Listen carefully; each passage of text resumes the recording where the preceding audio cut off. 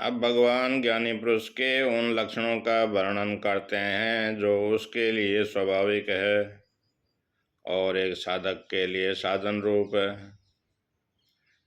श्री भगवान वाचो प्रजहाति यदा कामान सर्वान्यार्थ मनोगतान आत्मन्येवात्मना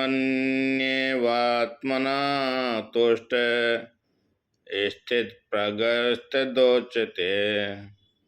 श्री भगवान ने कहा, हे पार्थ, जिस समय पुरुष मन में स्थित सब कामनाओं को त्याग देता है और आत्मा से ही आत्मा में संतुष्ट रहता है, उस समय वह स्थित प्रज्ञ कहलाता है।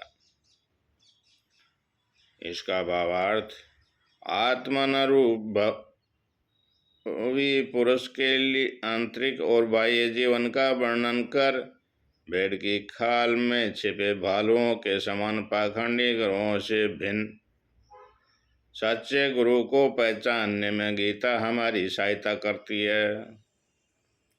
इसके अतिरिक्त यह प्रकरण साधकों के लिए विशेष महत्व का है, क्योंकि इसमें आत्मानुभूति के लिए आवश्यक जीवन मूल्यों एवं विभिन्न परिस्थितियों में मन की स्थिति कैसी होनी चाहिए, इसका विस्तार से वर्णन है।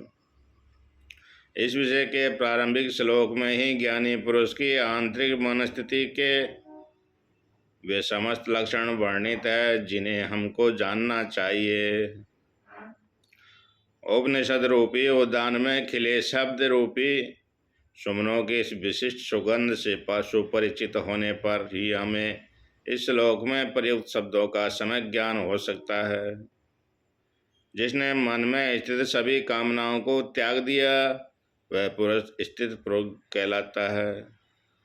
श्री कृष्ण ने अब तक जो कहा उसके संदर्भ में इस श्लोक का अध्ययन करने पर हम वास्तव में व्यास जी के प्रेरणाप्रद शब्दों के द्वारा औपनिषदीय स्वरूपी का अनुभव कर सकते हैं।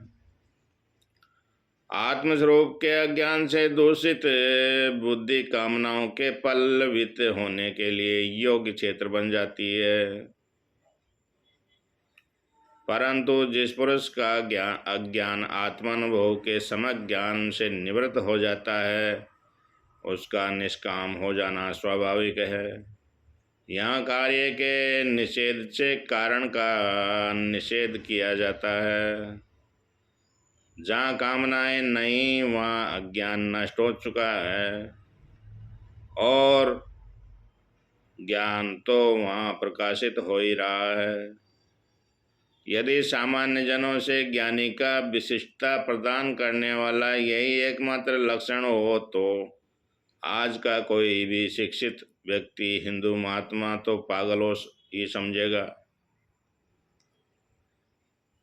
आज का कोई भी शिक्षित व्यक्ति हिंदू महात्मा को पागल ही समझेगा, क्योंकि आत्मानुभव के बाद हम ज्ञानी को इतनी सामर्थ्य नहीं रहेगी वह इच्छा कर सके।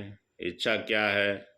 इच्छा मन की क्षमता है जो भविष्य में ऐसी वस्तु को पाने की योजना बनाए जिससे कि मनुष्य पहले से अधिक सुखी बन सके।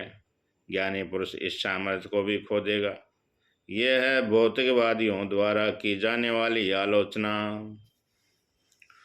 उपयुक्त प्रकार से इस श्लोक की आलोचना नहीं की जा सकती, क्योंकि दूसरी पंक्ति में यह बताया गया है कि ज्ञानी पुरुष अपने आनंद स्वरूप में संतुष्ट रहता है। केवल यह नहीं कहा गया कि वह सब कामनाओं को त्याग देता है, वरन निश्चित रूप से वह आत्मानंद का अनुभव करता है। ये सर्वविदित तथ्य है कि बाल्यावस्था में जिन खिलौनों के साथ बालक रमता है उनको युवा अवस्था में वह छोड़ देता है। आगे वृद्ध होने पर उसकी इच्छाएं परिवर्तित हो जाती है।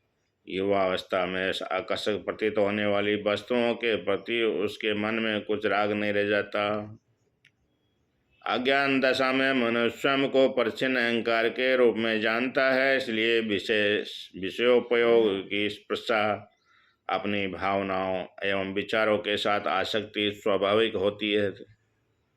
अज्ञान के नष्ट होने पर यह अहंकार अपने शुद्ध आनंद स्वरूप में विलीन हो जाता है और स्थित प्रज्ञ पुरुष आत्मा द्वारा आत्मा में ही संतुष्ट रहता है। सब कामनाएं समाप्त हो जाती है क्योंकि वह स्वयं आनंद स्वरूप बनकर स्थित हो जाता है। जय हो सरस्वती मैया।